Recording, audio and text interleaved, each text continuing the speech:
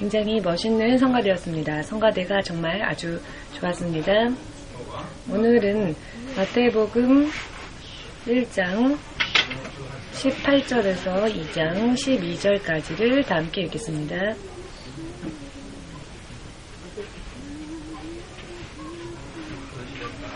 다 찾으셨는지요?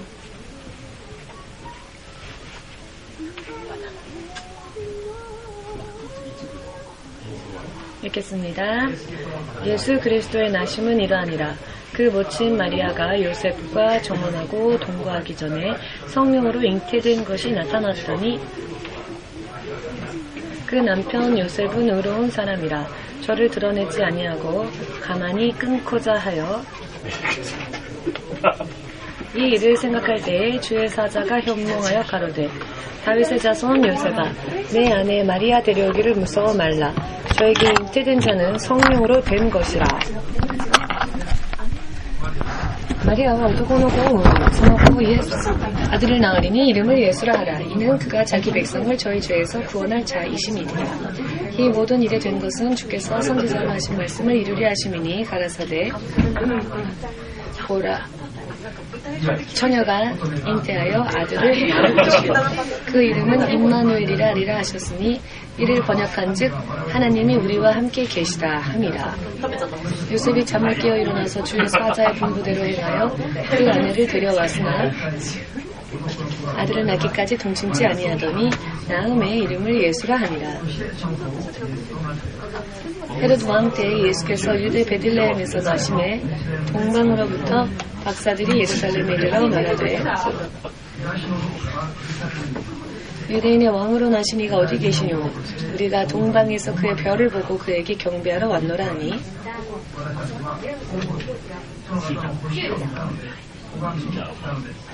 헤롯 왕과 온 예루살렘이 듣고 소동한지라. 왕이 모든 대제사장과 백성의 서기관들을 모아 그리스도가 어디서 나겠느뇨 물으니 가로되 유대 베들레헴이오니 이는 선지자로 이렇게 기록된다.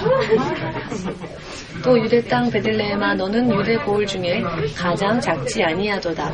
내게서 한 다스리는 자가 나와서 내 백성 이스라엘의 목자가 되리라 하였음이니이다. 이에 헤롯이 가만히 박사들을 불러 별이 나타난 때를 자세히 묻고 베들레헴으로 보내며 이르되 가서 아기에 대하여 자세히 알아보고 찾거든 내게 고하여 나도 가서 그에게 경배하게 하라. 박사들이 왕의 말을 듣고 갈새 동방에서 보던 그 별이 문득 앞서 인도하여 가다가 아기 있는 곳 위에 머물러 섰는지라. 저희가 별을 보고 가장 크게 기뻐하더라. 집에 들어가 아기와 그 모친 마리아에 함께 있는 것을 보고 엎드려 아기께 경배하고 보배 앞을 열어 황금과 유향과 몰약을 예물로 드리니라. 꿈의 헤롯에게로 돌아가지 말라 지시하심을 받아 다른 길로 고국에 돌아가니라.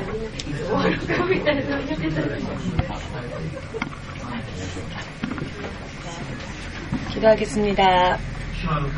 주되신 하나님, 이 시간 사람을 창조하신 하나님의 나타나신 바 되신 그리고 사람에게 그 생명을 구원하는 그 생명을 허락하는 이름인 그 예수 그리스도가 이 땅에 태어나신 이 날을 기념하여 이 예배를 드리고자 원합니다.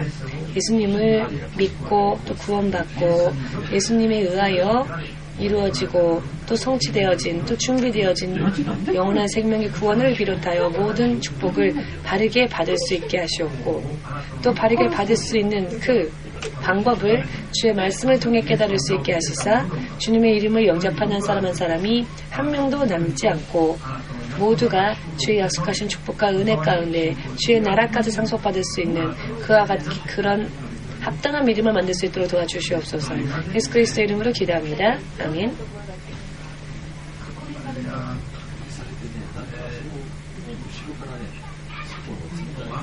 오늘은 여러분들도 잘 아시다시피 크리스마스는 아닙니다만 크리스마스 25일에 모두 모이자 하여도 모이는 사람들이 적을 것 같아서 미리 이렇게 크리스마스 기념 예배를 앞당겨서 드리겠습니다.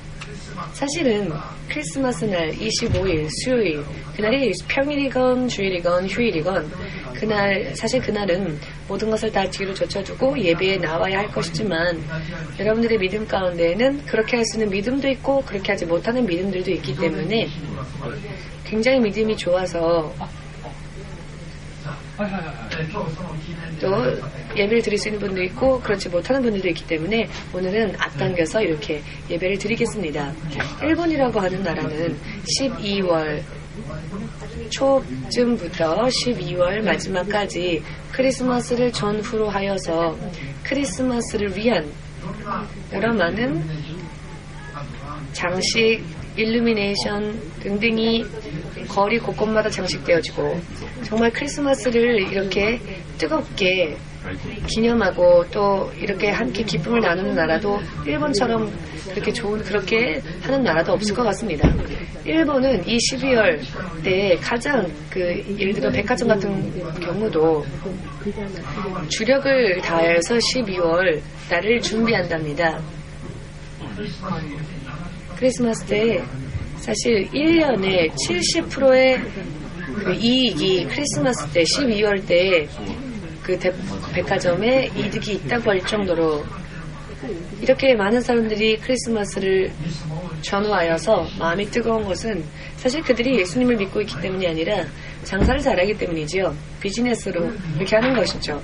이런 일본의 독특한 지혜와 그리고 능력 이와 같은 것을 이제는 육적인 것이 아니라 영적으로 예수님을 믿고 이 크리스마스가 12월을 전후로 하여서 가장 수입이 좋기 때문에 그것에 대한 마음이 뜨거워지고 열심을 내는 것처럼 이제는 영적인 부분에 마음을 뜨겁게 내고 열심을 다하기를 바라는 마음으로 지금 이렇게 기도하고 있습니다만 앞으로는 일본인들이 그렇게 할 수 있도록 인도해야 할 사명이 여러분들의 어깨 위에 달려 있습니다. 세계 최고로 크리스마스를 기념하고 있는 나라이기도 하지만 또 세계에서도 보기 드물게 예수를 믿는 자들이 적은 나라이기도 합니다. 이제 이 일본 사람 한 사람 한 사람이 예수님 앞에 돌아올 수 있도록 여러분들이 인도하는 그 사명을 감당해야 할 책임이 있습니다. 그 사명감을 느끼는 분들만 아멘으로 주님 앞에 영광 돌리시기 바랍니다. 충분한 가능성이 여러분들에게는 있습니다. 1억 2,800만 가운데에서 크리스찬은 5%도 안 된다, 0.5%도 안 된다라고 하고 있는데요. 약 250만 명 정도밖에 예수를 안 믿는 겁니다. 한국 같은 경우에는 4명 중에 1명이 크리스찬이라고 지금 알려져 있는데요. 일본 사람 경우에는 120명 중에 1명 있을까 말까다라는 것입니다. 그러니 영적으로는 참 이 크리스마스가 너무나 슬프고 쓸쓸한 계절이라고도 할 수 있겠죠. 이와 같은 것을 눈앞에 두고 거룩한 의분을 품어야 합니다. 경제적으로는 크리스마스를 세계 최고로 기념하면서 영적으로는 최악이라는 것. 255명 중에 1명이 크리스찬이라고 하는 통계가 있는데 그렇다면 254명은 어떻게 하겠습니까? 진정한 크리스마스의 의미를 알지 못하기 때문에 이렇게 되어 있는 것이죠. 크리스마스는 어떤 경제를 활성화시키기 위한, 돈 벌기 위한 찬스라거나 혹은 사랑하는 연인이 서로 사랑을 기념하고 초콜릿을 주거나 선물을 주고 하는 단순히 그와 같은 시기라거나 데이트를 하기 위한 최고의 찬스라거나 영적으로 이렇게 하나님과는 관계없는 그런 부분에서 일본 사람들은 크리스마스를 지금 함께 축하하고 있는데요. 이제는 일본이 영적으로 그렇게 될 수 있도록 우리가 노력해야 하지 않겠습니까?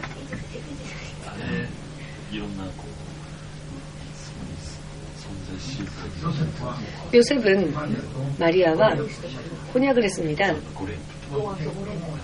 결혼을 전제로 하여서 약혼이란 것이 결혼을 전제하는 것이죠. 그런데 요셉이 어느 날 마리아의 이야기를 듣습니다. 이 두 사람은 약혼은 하였지만 아직 둘이 동거하지 않았습니다. 아직 하나가 되지 않은 상태였죠. 남녀로서 아직 하나가 되지 않았습니다. 약혼만 지금 이루어진 상태인데요. 마리아가 이렇게 말을 하는 겁니다. 나가오상이 한번 대신 말해보겠습니까? 당신을 사랑해요, 요셉. 성극할 때 얼마나 나가오상이 잘하는지 모릅니다. 요셉, 당신을 사랑하고 있는 것을 당신은 잘 알 겁니다. 내가 당신을 얼마나 사랑하고 있는지 당신은 알 것입니다. 그래, 이제 와서 무슨 소리야? 다 알고 있는데. 한 가지 요셉에게 말하고 싶은 말이 있어요. 저는 지금 잉태했습니다. 그런데 그 잉태되어진 아이가 불륜의 결과가 아니라 성령으로 인해 내 몸에 아이가 잉태되어졌습니다. 성령으로 인해 아이가 잉태되어졌다라는 이야기를 요셉이 조용한 가운데 듣게 되는데, 이 이야기를 들었던 요셉의 기분은 어떠했을까요, 여러분? 임신을 했다라는 말.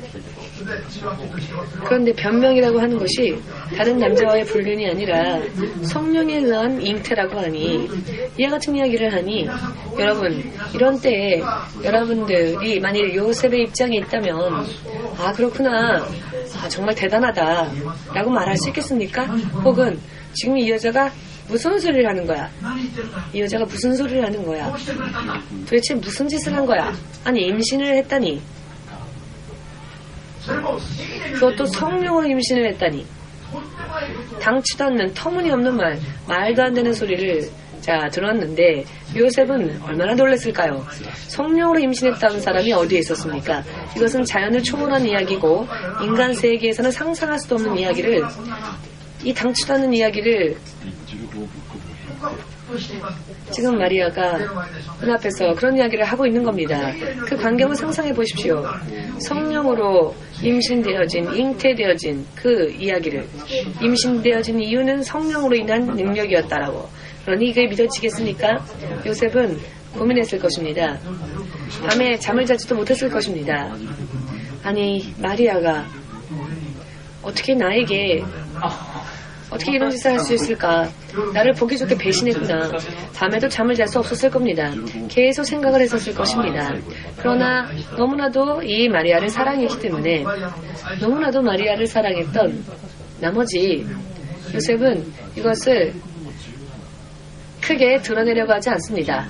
그렇지만 어떻게 해야 할지 고민을 했습니다. 당시에는 처녀가 임신을 할 경우에는 그 처녀를 돌로 쳐서 죽였습니다. 이것이 그 당시의 율법이었습니다.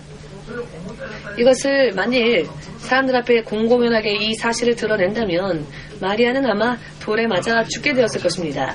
마리아를 사랑하였기에 그렇게 할 수는 없었죠.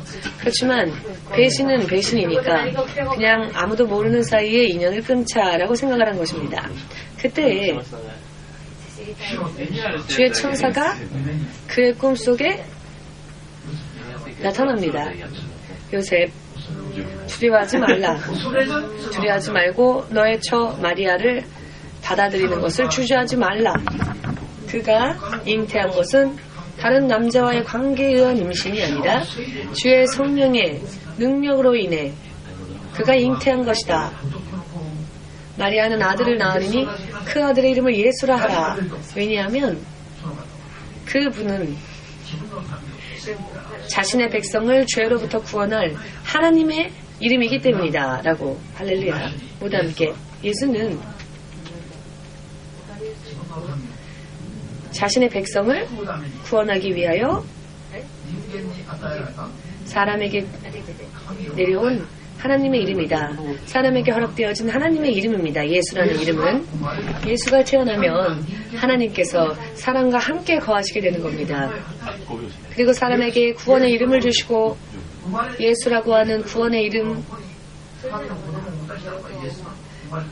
이 태어난 아들에게 하나님의 이름을 주셨는데 그 하나님의 이름이 예수라는 것입니다.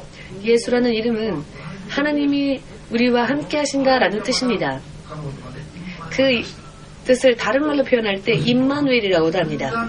요셉은 대단히 고민하였지만은 이것이 주의 성령에 의하여 이루어진 거룩한 사건이며 옛날 선지자가 말하였던 이야기들이 실제로 마리아 속에서 이루어진 것이라는 것을 그 경위를 알게 되었기 때문에 요셉은 마리아를 맞이합니다.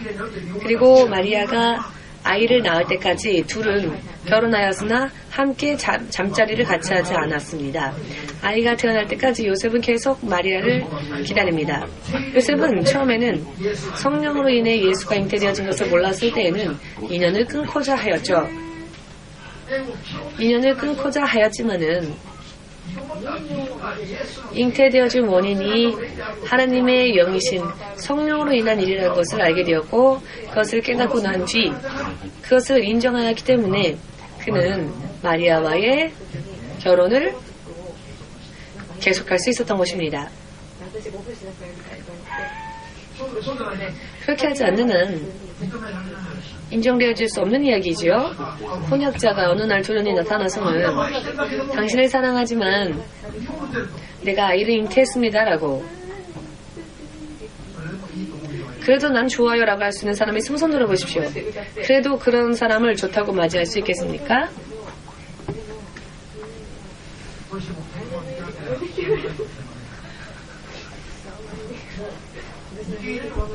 받아들이고 받아들이지 않고를 떠나 이런 일이 내 앞에 일어나면 여러분들도 고민을 할 것입니다. 요셉이 담대하게 모든 고민을 전부 다 버리고 약속대로 마리아를 부인으로 맞이한 그 일은 단 하나의 이유가 그에게 있어서 그에게 힘을 주었기 때문이었죠. 그것은 마리아의 임신이 사람에 의한 것이 아니라 선지자들의 말대로 예언대로 성령의 능력이 그에게 임하여 그것이 잉태되어진 것을 알았기 때문입니다. 이것을 알기 전까지는 마리아와 인연을 끊고자 했었던 요셉이 아니었습니까? 그리고 마리아 자신도 요셉보다 한 발짝 더 주의 천사의 이야기를 듣습니다. 너가 잉태하여 아들을 낳을 것이다. 천사장 가브리엘이 그렇게 그에게 전하였을 때 마리아는 누가복음 1장을 통하여서 나는 남자를 알지 못하는 동정녀인데 어찌하여 그런 일이 저에게 일어날 수 있겠습니까? 너무나 불가사의한 이야기를 들었기 때문에 아직 남자를 저는 알지 못합니다. 아직 동정녀인데 어찌 제가 아이를 임신하는 일이 제 몸에 일어날 수 있겠습니까? 너무나 불가사의하고 너무나 이해할 수 없어서 천사장에게 다시 물었을 때 천사장은 지극히 높으신 하나님의 영의 능력이 너에게 임하면 너는 아들을 낳을 것이다. 천사장 가브리엘의 소식을 듣고 자신이 주의 영에 의하여서 아이를 잉태하게 된다는 것, 그리고 아들을 낳을 것이며 그 이름은 예수라 이름 지어질 것이고 그 예수가 바로 이 땅에 오실 메시아라는 것, 이것을 알고 난 다음부터 마리아는 결심을 합니다. 즉 잠시 전에 말씀드린 것처럼 처녀의 몸으로 아이를 임신하면, 처녀로서 아이를 임신하면요 돌에 맞아 죽을 수밖에 없는 시대를 마리아는 살았었습니다. 천사장의 이와 같은 이야기에 사실 담대한 믿음이 없으면 자신이 죽을 수도 있는 길이기 때문에 임신했다는 것이 판명되어지는 순간 자신은 마을 한복판으로 끌려나가 사람들이 던지는 돌에 맞아 죽을 수밖에 없는 것이 그 당시의 율법이었기 때문에 생명을 걸고 목숨을 걸고 따르지 않으면 안 되는 길이었습니다. 마리아는 자신의 생명을 걸고 하나님의 천사장의 이야기에 아멘이라 고백합니다. 하나님의 말씀이 이 몸에 그대로 이루어지기를 원합니다. 저에게 이루어지기를 원합니다. 라는 믿음의 고백을 그는 할 수 있었습니다. 할렐루야.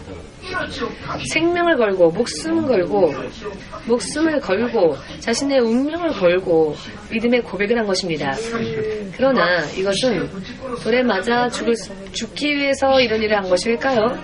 돌에 맞아 죽을 수밖에 없는 당시의 율법을 뛰어넘어서 그것을 뛰어넘은 판단인 것이며 율법을 뛰어넘어서의 믿음의 고백이었으며 죽고 싶어서 그렇게 한 것이 아니라 율법을 뛰어넘어 역사하는 성령이 그의 몸에 일어나는 것을 그가 알게 되었고 그것을 의심하지 않았기 때문이라는 것을 믿는 분들은 예수님에게 아멘으로 박수를 돌리시고 영광 돌리시기 바랍니다.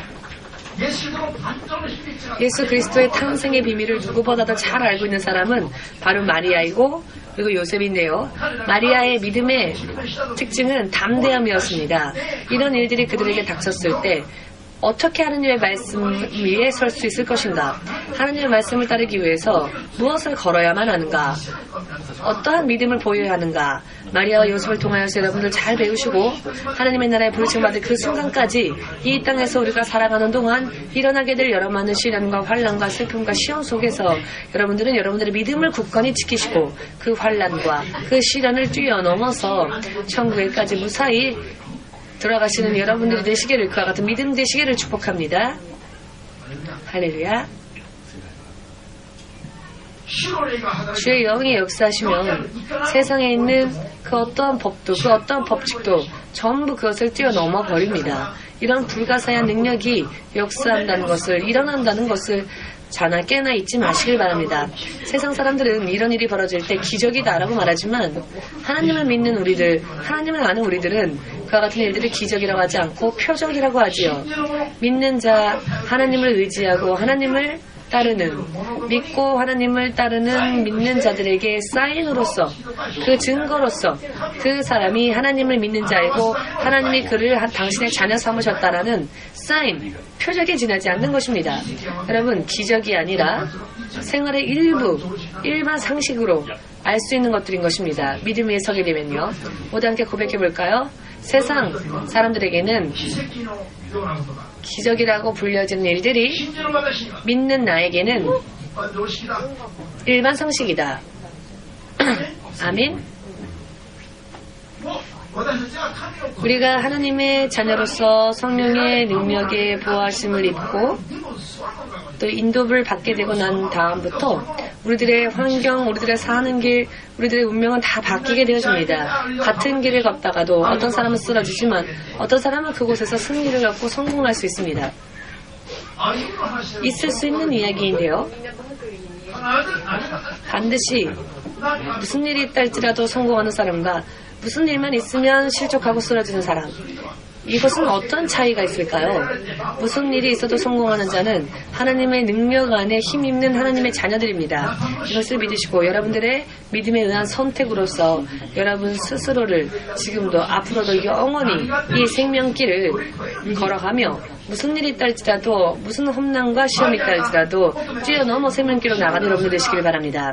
마리아가 잉태되어진 것이 공공연하게 사람들 앞에 드러나면 마리아는 돌에 맞아 죽을 수밖에 없는 그와 같은 풍습이지만 그는 그것을 뛰어넘었습니다. 그런데 오히려 그들이 담대하게 믿음의 결심을 하고 하나님을 쫓기로 결심하였더니 모든 환경이 바뀌어지고 지극히 높으신 하나님이 이 땅에 임하시는 길이 열리게 된 것입니다. 인류 많이 있는 이 사람들 가운데, 이 세상에 있는 사람들 가운데 그 어느 누구도 알지 못했던 하나님의 가리워졌던 그 나라의 비밀, 그 비밀이, 하나님의 가리워졌던 모든 비밀이 이 땅에 가장 처음으로 성취되어지기 시작하였을 때 하나님은 천사장 가브리엘을 보내서 가장 처음으로 그 소식을 알려주신, 하나님이 택하신 가장 첫 사람은 바로 마리아였다는 것입니다. 마리아. 다만 이 하나님이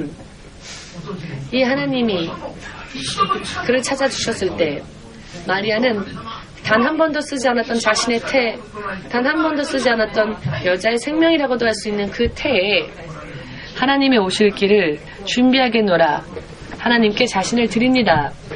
이것은 사실 목숨을 걸고서의 선택이었다는 것입니다. 여러분, 세상을 사는 동안에 세상을 살기 위해서는요, 모든 것을 이기고 뛰어넘고 승리를 결과적으로 거두기 위해서는 이와 같은 담대한 믿음이 한 사람 한 사람에게는 필요합니다.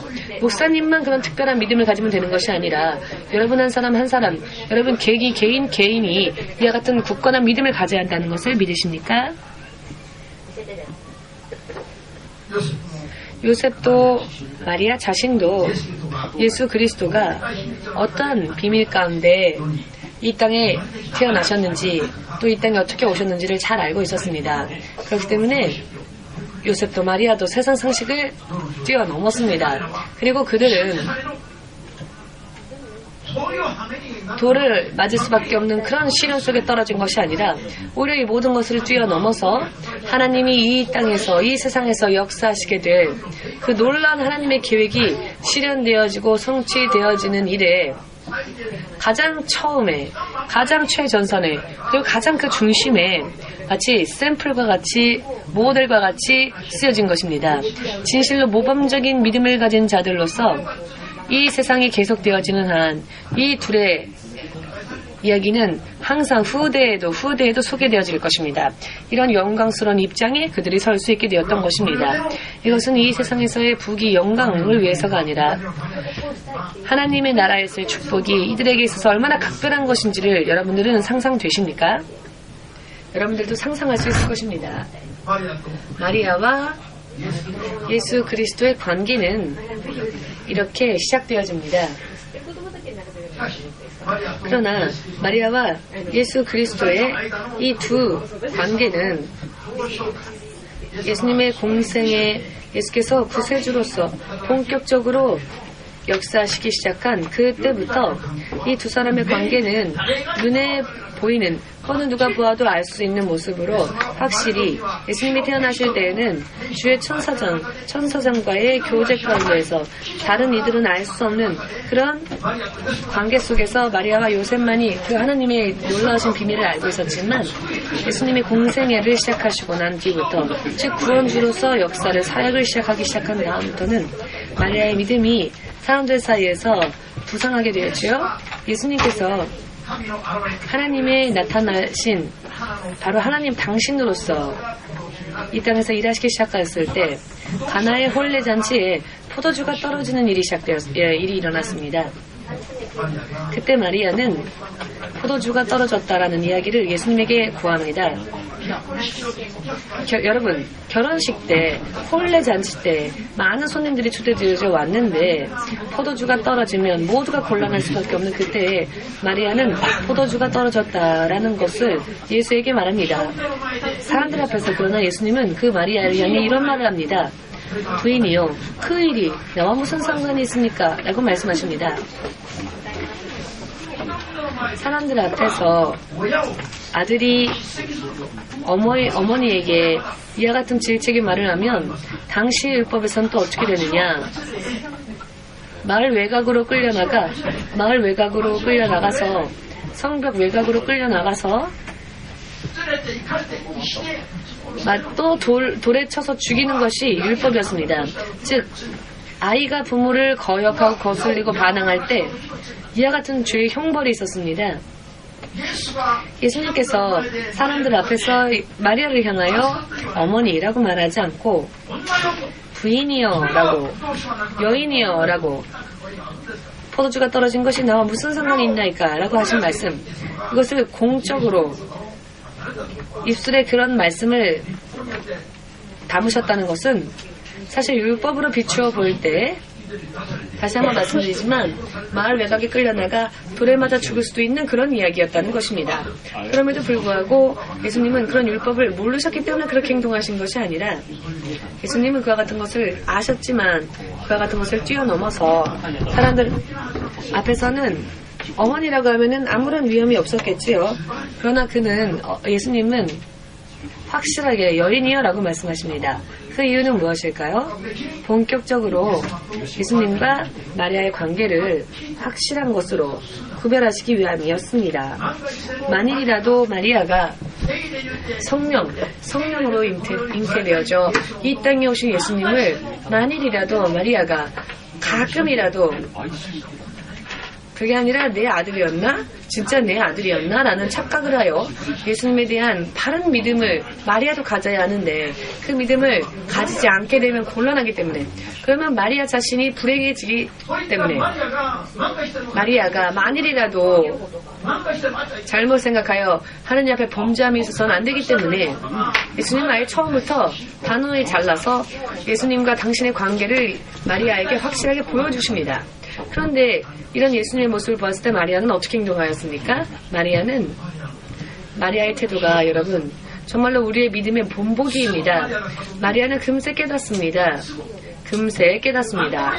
무엇이건 예수님에게 부탁만 하면 다 이루어지는 것이 아니라 예수님과 사람, 예수님과 죄인의 관계는 어찌하면 이어질 수 있는지. 마리아는 예수님이 태어나시기 전부터 그분이 어떤 분인지를 알고 있었기 때문에 예수님의 이와 같은 말씀을 마리아는 깨닫고, 예수님은 그 집에 시종 드는 자들에게 이런 말을 합니다. 이분이 어떠한 말씀을 하시건 그 말씀을 그대로 따르십시오 라고 마리아가 말합니다. 예수께서 어떠한 말씀을 하시건 말씀하시는 대로 행동하십시오 라고 시종 드는 자들에게 그와 같은 부탁을 하는 것입니다. 예수님의 입술에서 어떠한 말씀이 나오건 예수께서 명령하실 때 그것을 그대로 따르는 것이야말로 세상 사람들이 하나님 앞에 보여야 할 믿음의 태도입니다. 마리아는 그것을 알고 있었습니다. 왜 사람들 앞에서 나에게 이런 수치를 줄까? 왜 나를 어머니라 부르지 않고 나를 부인이여 여인이여 라고 말하여 나에게 수치를 줄까? 라고 생각하지 않고, 이런 것을 마리아는 생각하지 않았죠. 마리아는 자신이 어머니가 아니라 예수 앞에서도 자기조차도 예수를 믿어 구원받아야 될 존재라는 것을 알았기 때문에 다른 이들에게도 그것을 바르게 전했습니다.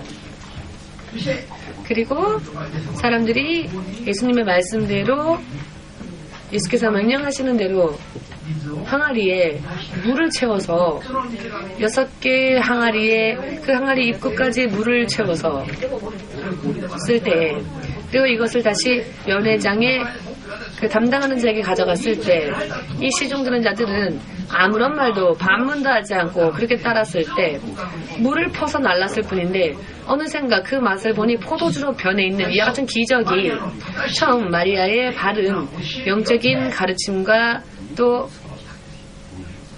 그런 어드바이스에 의하여서 이와 같은 이적이 이루어진 것입니다. 예수님은 어떤 분이신지 마리아는 알고 있었습니다. 또 예수님을 우리가 어떻게 섬겨야 하는지도 마리아는 알고 있었습니다. 다만 부탁만 하면 이루어지는 것이 아니라 믿는 자로서 하나님 앞에 보여야 할 믿음의 바른 태도를, 자세를 보일 때, 즉 예수님의 입술에서 나오는 말씀에 순종할 때에 예수께서 하나님으로서 역사하시는 것을 마리아는 잘 알고 있었습니다. 여러분들도 그것을 아십니까? 여러분들도 그것을 아시는지요? 여러분들의 인생에 어떠한 때 하나님의 표적이, 기적이 일어나는지를 여러분 아십니까? 언제냐? 우리가 예수님의 말씀을 순종할 때, 그 말씀을 따를 때 하나님의 기적이 우리들의 삶 가운데 일어나게 되는 것입니다. 너무나 천천히 여러분 아멘 하시는데요. 자신이 없으셔서 그런가요? 서두를 것 없어서 그러신가요?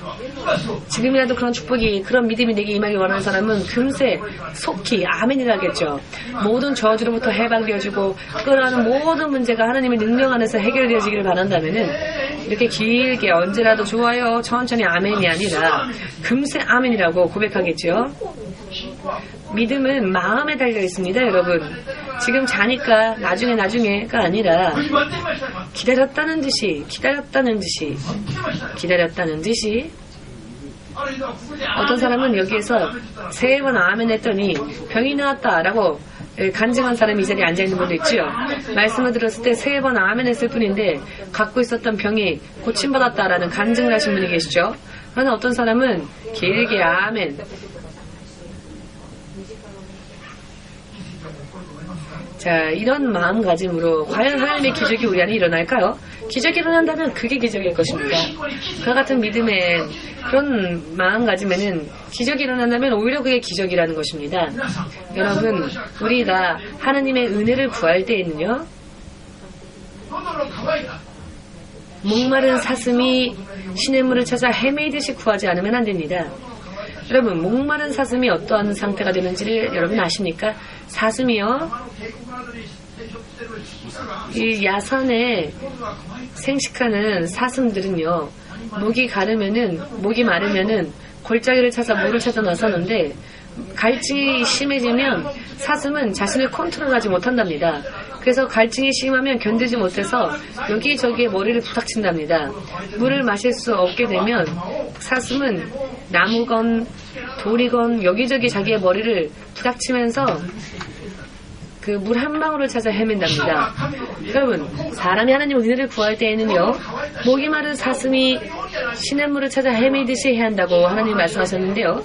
이것은 사슴의 이야기를 하나님께서 우리에게 가르쳐 주시는 것이 아니라 이런 사슴의 비유를 통하여서 믿는 자들이 하나님 앞에 그렇게 하나님을 구해야 한다라고 말씀하신 것임을 깨달으셨다면 그렇게 믿고 그렇게 구하시는 여러분들 되셔서 하나님의 이적, 하나님의 기적에 언제나 여러분들이 그 안에 거하고 여러분들의 인생 안에 하나님의 표적이 항상 일어나는 생활 가운데 하나님의 표적이 항상 따르는 여러분들 되시기를 주 예수의 이름으로 축복합니다.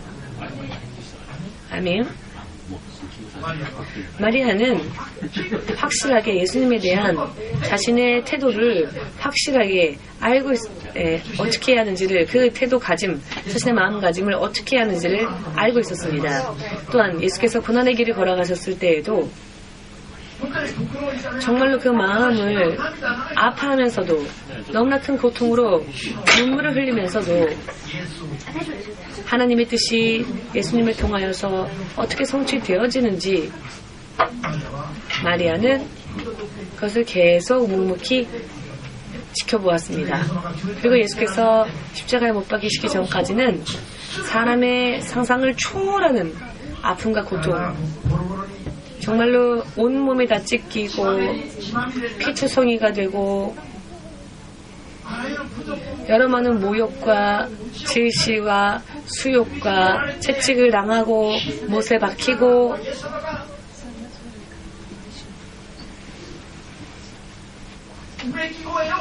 죽어가면서 예수께서 신음소리를 내셨는데 신음소리를 내지 않기 위하여 그 신음소리조차 삼키시는 예수님을 눈앞에 보았을 때 마리아는 무슨 생각을 하였을까요?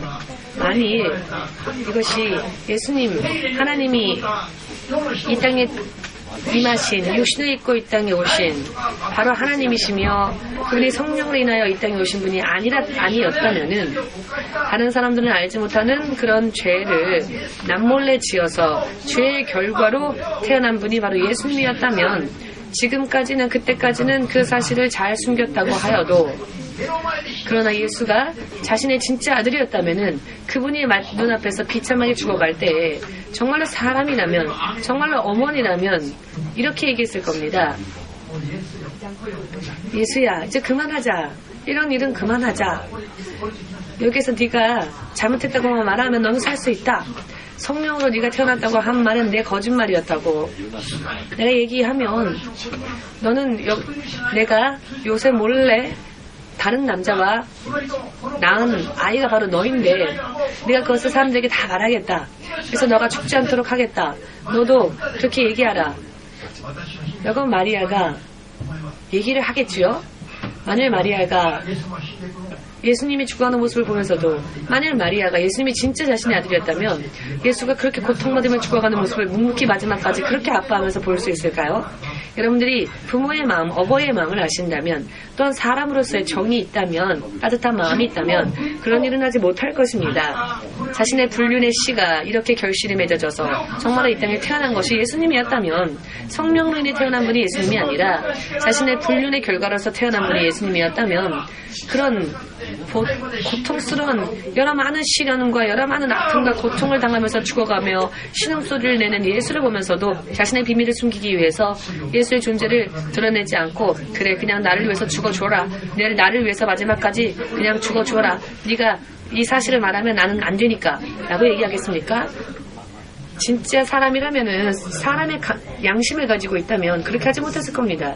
이천호상이라면 어떻게 하시겠습니까? 내 비밀을 끝까지 무덤까지 가져가기 위해서는 내 아들이 죽어도 좋다. 그 다음에 여러 명 낳아도 되니까 라고 생각하시겠습니까? 그렇게 생각하는 사람이 있다면 담대하게 한번 이 시간 손을 들어보십시오. 그런 분은 없을 겁니다. 왜 없느냐? 그것은 마리아가 진실로 처녀였기 때문이었습니다. 마리아는 진실로 동정녀였고 예수가 태어난 것은 진실로 다른 어느 누군가의 씨로 인한 결실이 아니라 성령으로 인해 태어났다는 것이었기 때문입니다. 예수가 마지막까지 그렇게 아파하면서도 예수님의 모든 고통을 묵묵히 지켜볼 수 있었던 것은 바로 그 예수님이 하나님께서 계획하시고 옛 선지자들의 입술을 통해 예언되어진 대로 이 땅을 구원하시기 위해 이 땅에서 모든 죄를 담당하시기 위한 하나님의 어린 양이라는 것을 진실로 알고 있었기 때문이었습니다. 만약 그렇지 않았다면 내가 너 대신 죽을게, 너는 살아라 라고 말하며 모든 것을 다 토로했겠지요. 모든 것을 다 이야기하였겠지요. 짐승이 아닌 한. 그러나 마리아는 눈물을 흘리면서도 그 가슴이 도려내는 아픔이 있었지만 마지막까지 하나님의 뜻과 계획이 어떻게 이루어지는지를 그는 묵묵히 지켜보았습니다. 왜냐하면 그것은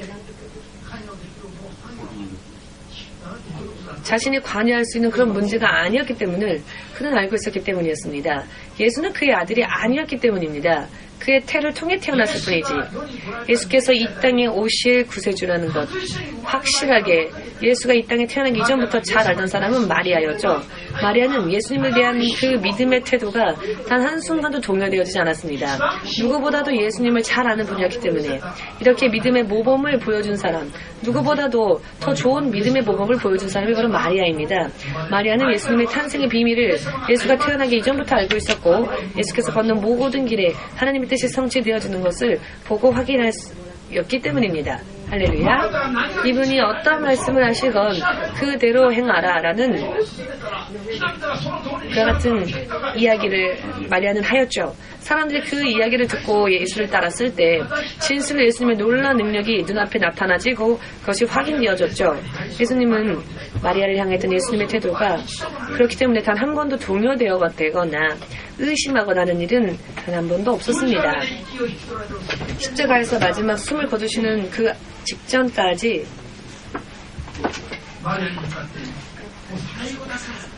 예수님은 마리아를 향하여서 자, 우리가 숨겨온 사실 이제 마지막이니까 어머니가 좀 얘기 좀 해주세요 라고 예수님이 말했을지도 모릅니다. 정말로 예수님이 불륜으로 인한 요셉이 아닌 다른 남자로 인해 태어난 자식이라는 말입니다. 죽기 직전에 나를 혹은 마리아가 나를 어머니라고 좀 불러다오, 이번에는 마지막이니까 라고 했을 수도 있고요. 그러나 마지막 숨을 거두시는 순간까지 예수님은 마리아를 향하여서 여인이여 라고 말씀을 하십니다. 세상 사람들도 예수님 당신도 어떠한 일이 있다 할지라도 예수님을 향한 그 마리아의 마음, 마리아의 태도, 혹시 마리아가 정말로 예수님의 유기 어머니가 아닐까라고 판단을 해서는 안 됩니다. 예수님은 마지막까지 당신과 마리아의 관계를 세상 사람들 앞에 확실하게 구별하셨습니다. 성별하셨습니다. 그럼에도 불구하고 아직까지조차 지금까지 마리아를 그 십자가에서 마지막 순간까지 여인이여라고 부르셨는데, 부인이여라고 부르셨는데, 아직도 많은 세상 사람들은 예수를 믿노라면서도 마리아가 마치 예수님의 진짜 어머니인 것처럼 그렇게 마리아를 생각합니다. 이것은 사탄의 미혹이라는 것을 여러분들은 깨달으셔서 꿈속에서라도 미혹당하여 여러분들의 영원한 생명을 빼앗기는 일이 없으시기를 예수님의 이름으로 축원합니다. 아멘. 왜?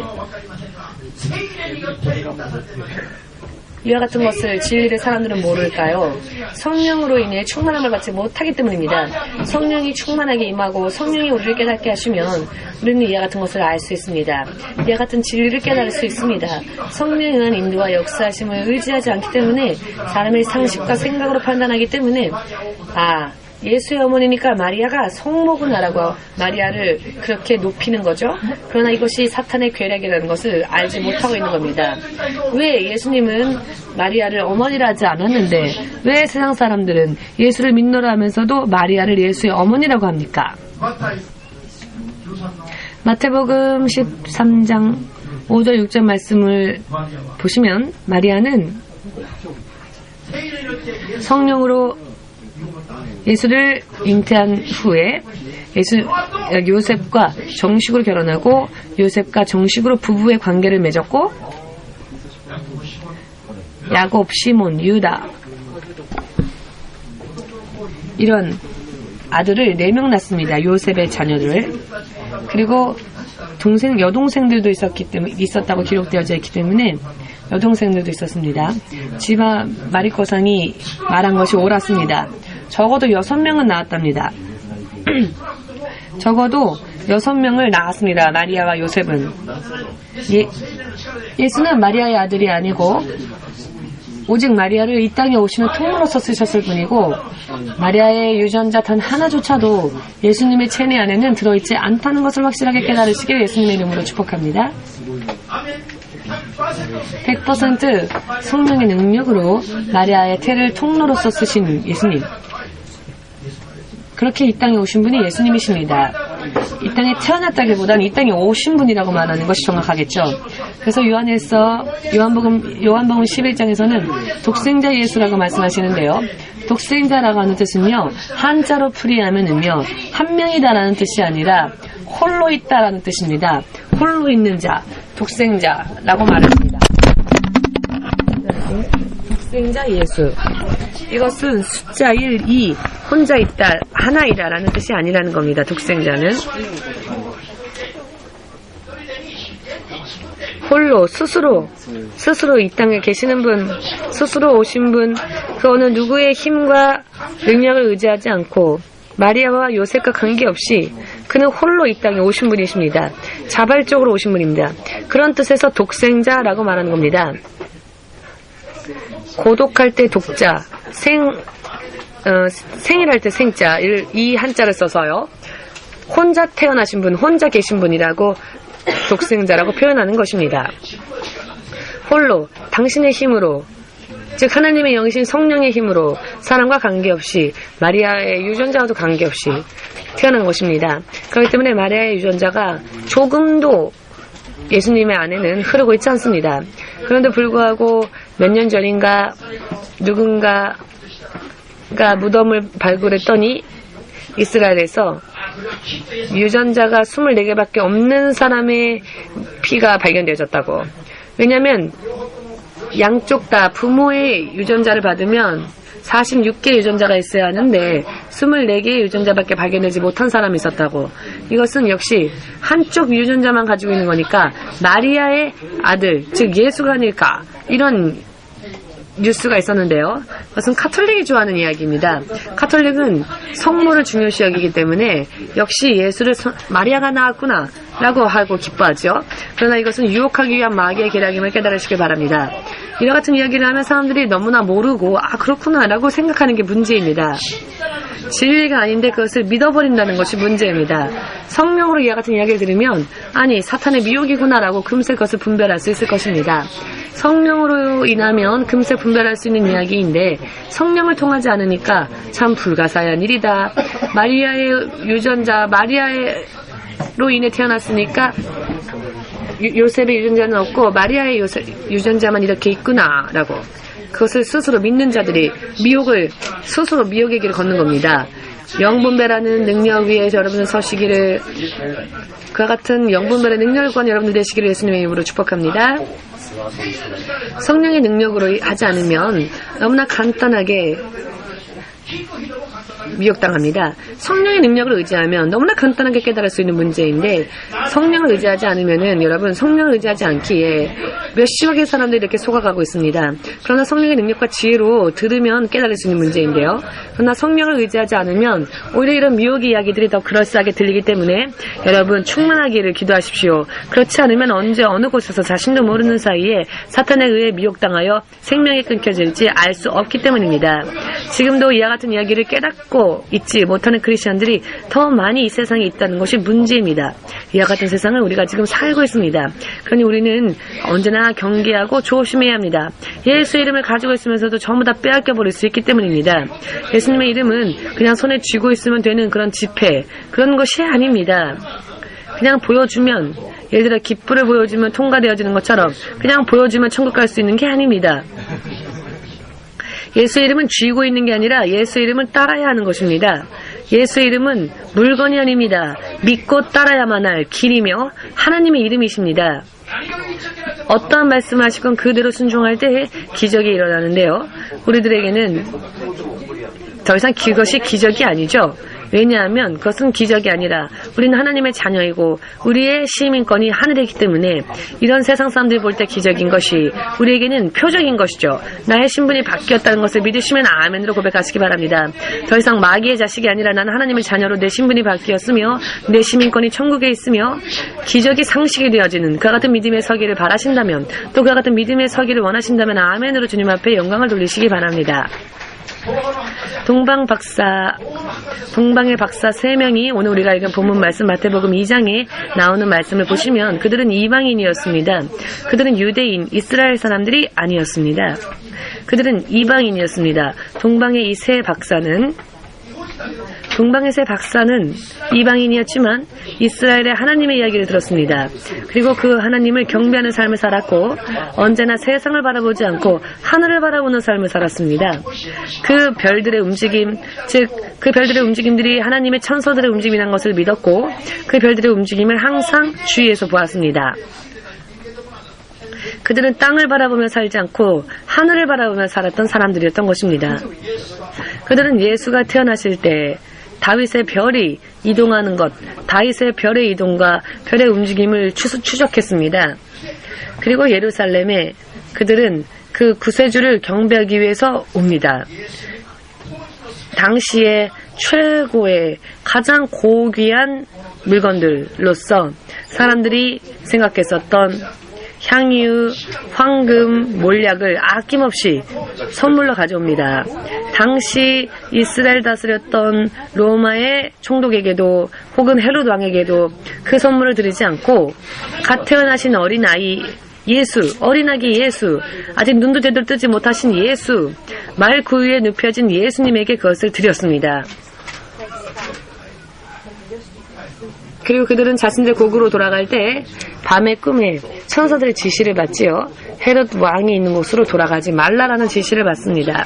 이와 같은 천사의 지시가 있었습니다. 왜냐하면 헤롯 왕이 이 동방 박사를 죽이려고 하였기 때문입니다. 그러나 이 세 박사는 그 사실을 몰랐죠. 그 사실을 몰랐습니다. 알지 못한 채 그들은 예수님이 태어났다는 것을 알리기 위해서 헤롯 왕에게 돌아가려고 하였죠. 그러나 그들이 돌아가면 헤롯은 그들을 죽일 계획을 세웠었습니다. 이와 같은 위기, 일발의 상황이었는데 그들은 그런 사실을 알지 못하니까 그냥 피곤하여서 자고 그 다음에 헤롯 왕을 만나러 가려 하였죠. 그들이 긴 여정길에 지쳐서 잠이 들었을 때 천사들은 그들이 죽임을 당하지 않고 자신들의 고국으로 무사히 돌아갈 수 있도록 그 사실을 알려주십니다. 왜냐하면 그들이 어린 아기 예수를 구세주로서 섬겼기 때문입니다. 이방인이라 할지라도 예수를 구주로 섬기면 하늘의 하나님의 보호하심을 입는 운명으로 바뀌어진다는 것입니다. 자기들이 깨닫지 못하는 곳에서 자신들의 운명과 생명이 보호받게 되었다는 이야기입니다. 여러분, 예수님을 믿으십니까? 바르게 믿으십니까? 예수님을 주님으로서 진실로 믿고 섬기는 삶을 살고 계십니까? 보이지 않는 곳에서 그러면 여러분들의 운명이 하나님에 의하여서 지켜지고 보호하심을 받습니다. 천국에 가는 길이 준비되어집니다. 여러분과 저의 지식과 지혜로서가 아니라 하나님의 영의 능력으로 인해 천사들이 우리들을 위해 예비해 주는 길을 우리는 걸을 수 있게 되는 것입니다. 아멘. 그렇기 때문에 무슨 일이건 어떠한 것이건 동정녀가 할 수 없던 일을 할 수 있게 되는 것이고 사람은 할 수 없는 일을 하나님의 능력으로 우리가 우리의 삶 가운데 이 세상에서 살면서도 초자연적인 모든 상식과 지혜를 뛰어넘은 일들을 표적으로 볼 수 있는 것이며 우리의 인생 가운데 그와 같은 것들을 목격할 수 있는 것입니다. 그리고 세상의 어떤 환난도 이 믿음으로 인해 뛰어넘을 수 있는 것이고 방해가 있다 할지라도 방해받지 아니하고 시험 당하는 일이 있다 할지라도 그 시험에 넘어지지 않고 그것을 뛰어넘어갈 수 있게 되는 것입니다. 진정한 의미에서의 믿음을 가져야 할 것입니다. 아멘. 그리하면 진실로 한순간에 순식간에 우리의 운명이 바뀌어질 수 있게 됩니다. 이거는 참 힘든 일이라 시간이 많이 걸리겠구나라는 것은 여러분의 판단일 뿐입니다. 우리를 창조하신 하나님의 판단으로는 순식간에 일어납니다. 한순간에 주님은 역사하실 수 있고 모든 것을 바꿔놓을 수 있습니다. 홍해의 바다가 두 갈래로 갈라져서 300만 명의 사람들이 그 갈라진 바다의 길을 건너서 구원을 받았는데요. 이것은 상식적으로 생각할 수 없으니까 이런 것들을 잘 가르치지 않지요, 사람들은. 특히 일본에서는 이런 이야기들 잘 하려 하지 않습니다, 교회에서조차. 그래서 일본 사람들은 홍해 바다라고 하지 않고 얕은 갈대 바다다라고 말합니다.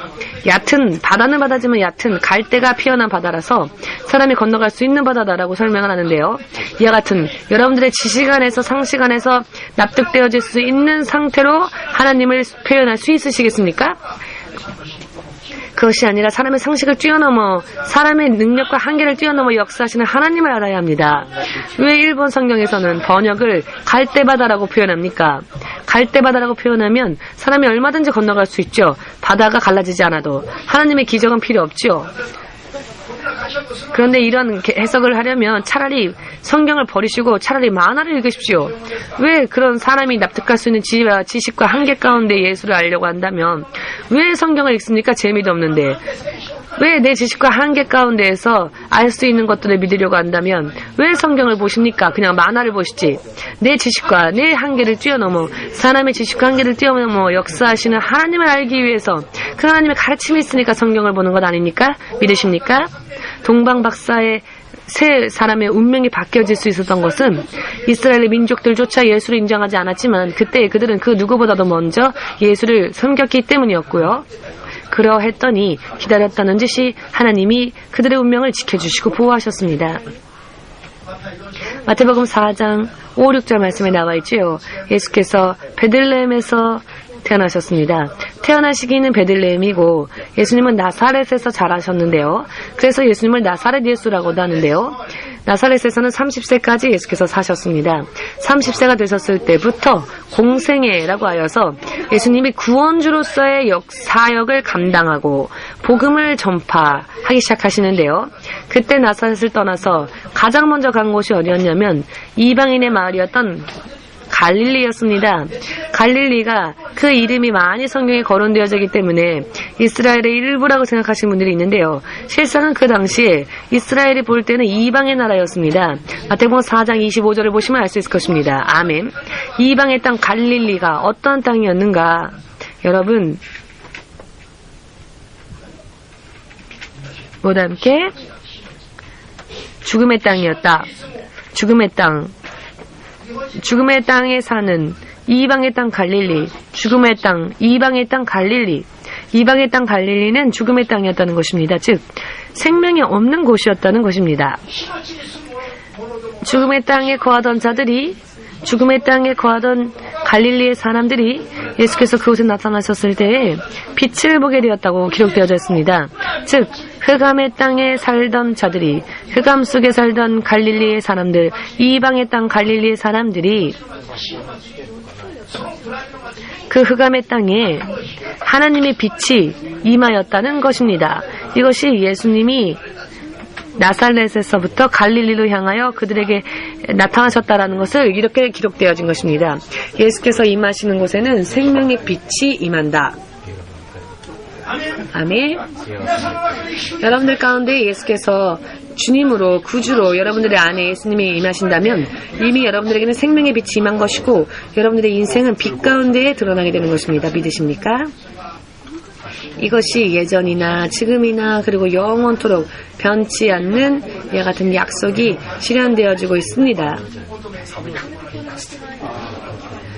동정녀가 아이를 낳게끔 하셨던 성령의 능력으로 인해 지금도 이와 같은 일들이 일어납니다.